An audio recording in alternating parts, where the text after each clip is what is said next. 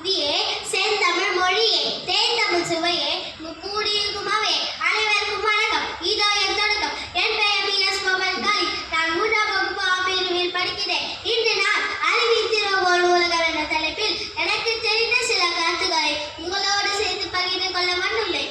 அறிவை வளர்க்கும் நூல்கள் நிறைந்திருக்கும் இடத்தை நூலகம் என்கின்றோம். வாசிப்பதால் மனிதன் முழுமை அடைகின்றார் என்பது பன்மொழி. நூல்கள் கற்க, ஆராய்ச்சி செய்ய, அறிவை வளர்த்துக் கொள்ள என நமது திறமைகளை பெருக்கிக் கொள்ள உதவுகிறது.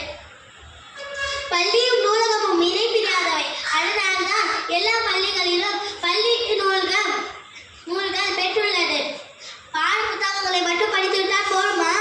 உலக அறிவை பற்றியும் அறிந்து கொள்ளலாம். இவ்வுலகில் உள்ள பல்வேறு கலாச்சாரங்களை பற்றியும் அறிந்து கொள்ளலாம்.